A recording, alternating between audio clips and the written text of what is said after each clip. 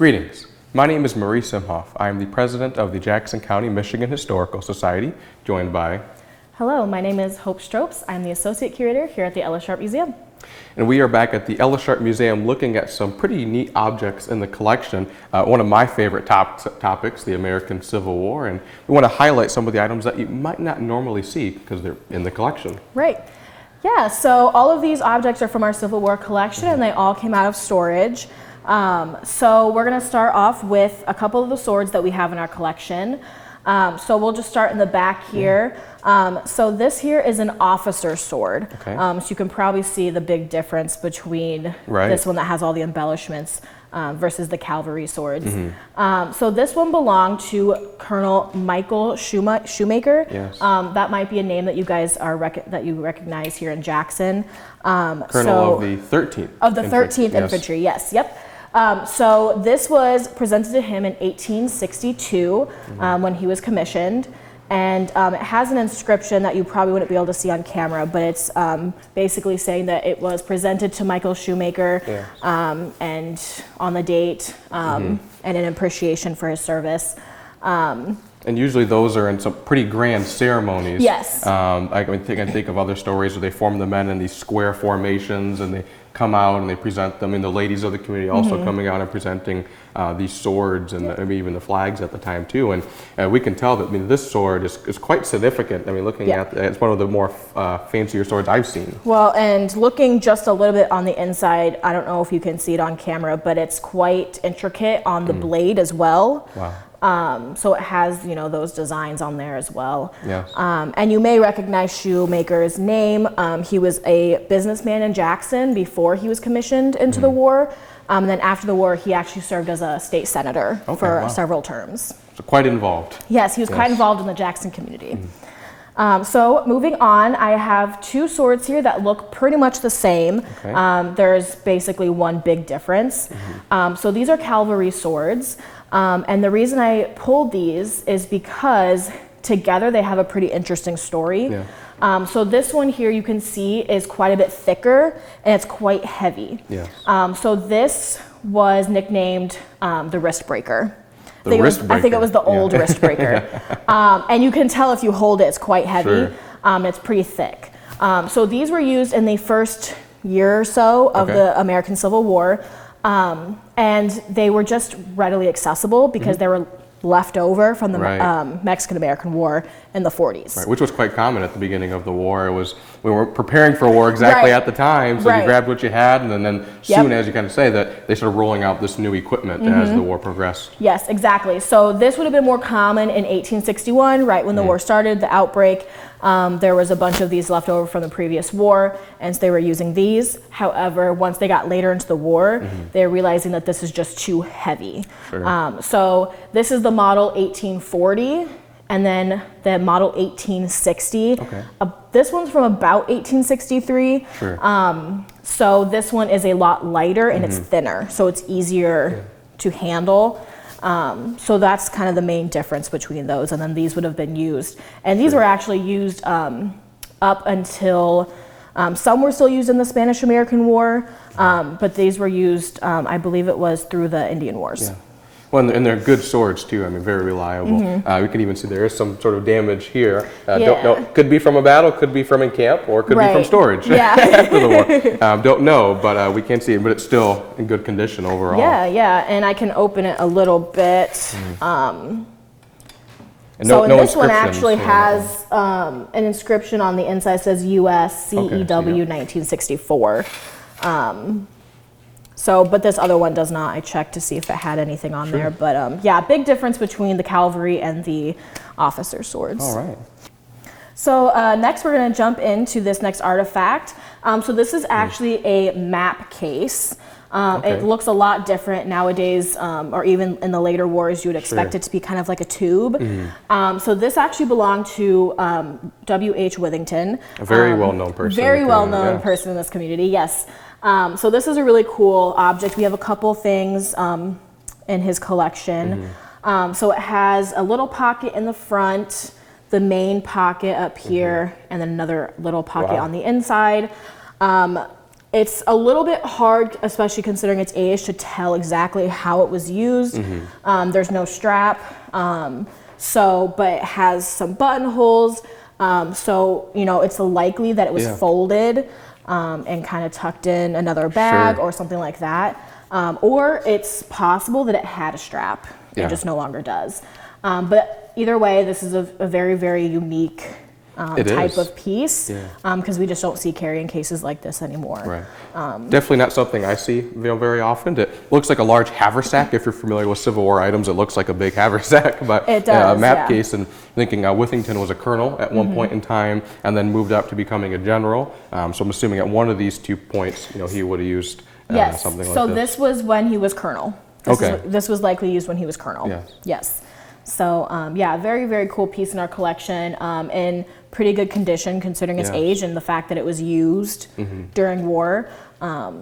So yeah, I mean, and speaking too, about conflict in the American Civil War, General Withington here, and then Colonel Shoemaker there, and Colonel as well. Colonel Withington, both saw pretty significant fighting during the American Civil War. So both of these items have been through quite a bit, and to be able to have them here in the collection is very interesting. So let's move on down here. Yeah. Okay, so this little piece here is a medal, and it was from the Women's Relief Corps. So that was something that was created originally in Denver, Colorado, in 1883.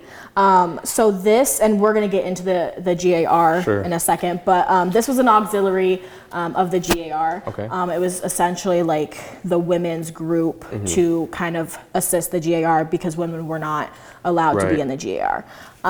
So they had what's the word I'm looking for? They had asked if they could create a group like this, and several years later, they officially started in Colorado. And essentially, what they did was they aided, veterans, their families, whatever that they could do. Being very supportive. Of those veterans and community members, and we think even during the war. Talking about Jackson, the American Civil War, women were very involved in the Jackson community. We think about Camp Jackson and Camp Blair. There's accounts in the Jackson Citizen Patriot about women bringing supplies to the camp, gathering money, gathering food through the community, having these drives to help support their troops, and we can see that they continued that on even after the American Civil War ended. Which is very interesting.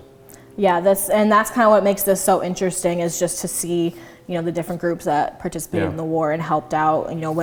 And really, this was just whatever way they could, whether it was the veterans themselves or their families, women or families who lost their husbands, their fathers, their brothers. So that's a very cool piece, a very interesting part of history. Absolutely. Might be a small one, but it's definitely significant in itself. Yes. So now we have a hat, it looks like. So I already kind of spoke about the GAR.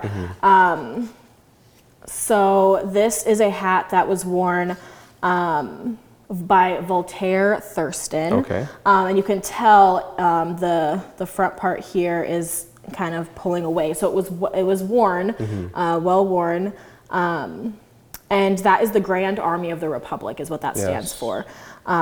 So on the inside here, this was pretty common to kind of helped you keep it on your head. It's a very neat piece. And this is one of our pieces. We have hats that are in, impeccable condition, and we have hats, that were well worn, well used, and you can see that. But it's held up very well. Something you'd see the veterans wearing during their time in the GAR, the Grand Army of the Republic, a veterans organization after the American Civil War, and they had Post 48 in Jackson, the Edward Pomeroy Post, and we recently did a video on Edward Pomeroy and mentioned the post. So this is something that would kind of tie in right into the Jackson story a bit, and the GAR itself. And if the GAR is not something you're familiar with, it's essentially kind of like the VFW that we have now. So like the Women's Relief Corps, it's an organization for veterans that was to provide support. And I believe the GAR was the first national group of that kind. So now we have the VFW, the Veterans of Foreign Wars, and so they had a meeting post here in Jackson, and we'll show a uniform later, and then they would wear these for their meetings. So So now we got a chair. So tell me a little about this chair, because it looks neat, but what's significant about this chair? Yeah, so this is actually one of 4 that we have in our collection. And this is from the GAR post that we had in Jackson. The Edward Pomeroy post there downtown. Yes, so in downtown. So the interesting thing about these chairs in general is here on the back, turn it for you guys to see, and it may be kind of hard to see on video, but you can see on the back post here that they have inscriptions. Yes. So the first part on the top has a first initial that we think says R, and Somers is the last name. So that's likely the veteran. Sure. And then on the second part, it says Company G. And then we have a number in the front that we're not really sure what it says, Michigan Infantry. Yeah. So we've kind of done some research. All of the chairs are different. Okay. So we think likely they were assigned to the veterans that were in the GAR. Well, that's very neat to know that this was, their chair. That's what they used, assigned seating in a way. It kind of simplifies your assigned seating. Yeah. So, and it's in really good condition considering its age. It's woven up on the seat. So this is a really cool piece. Again, we have 4. This is the only one I believe that's actually legible. We can't read the rest of them. They're just too worn. So yeah, this is a really cool piece. And it's still in very good condition. I mean, think how things were made back in the day. They were made to last. Yeah. And two, we think of, if you're interested in the GAR and different pieces from the Jackson Post, you can go to Eaton Rapids and they have the GAR Museum, which has several more items from the GAR Post, including a desk and such like that. So I think this is definitely an interesting piece to have kept here in Jackson to help tell that story. Yeah, definitely. So yeah, this is a cool one, and we have a couple others from the same, and they tell a good story. Absolutely. All right, now we're back, and we have a uniform. Looks like post-Civil War. Tell us a little more. Yeah, so this belonged to Napoleon local Murray Hess. He was from Napoleon. And this is a GAR uniform. So he was a part of the GAR, and this is what he would have worn, similar to the hat, probably in combination with a similar hat. So it has a matching vest on the back or in the bottom here, and they have those elaborate kind of those like Civil War era elaborate buttons here, and then the coat over top with a bigger version of those buttons. So we haven't really been able to find much information on, what unit he served in or anything like that, which is sometimes, a lot of times the case. We get things and we know, a little bit, and we do, part of my job is to do that research and to see what we can find out. And sometimes, there's no more that we can find, but it's still a really fun and cool piece in our collection. This is the only uniform that we have that's from the Civil War era. So we don't have any uniforms from the infantry. This is the only GAR. So this is a pretty unique piece for our collection. And it ties in right into Jackson County. And more than likely, if he lived in Jackson County and was buried in Napoleon, he probably was a member of the Post 48, Edward Pomeroy Post, would come down to downtown Jackson wearing this elegant uniform and have the vest is a very neat thing too. And speaking of the Grand Army of the Republic, they were also very involved, not just as a veteran organization, but politically as well. They had a lot of power coming into the time period, and a very well-established organization. And I think to have this piece, and especially a local tie-in, is very unique. Yeah, definitely. And that, is kind of like I said with the the earlier version of like the VFW is, they worked on getting, those rights and those different benefits for their veterans. And so yeah, they had a big role in the community and our veterans. Oh, very neat. Thank you for joining us for another video highlighting several different items from the Ella Sharp Museum collection. Thank you to Hope for hosting us today. It was very neat, and we have some other videos coming in the future. Yes, thank you for being here with me today, Maurice, and thank you all for watching. I hope to see you again next time.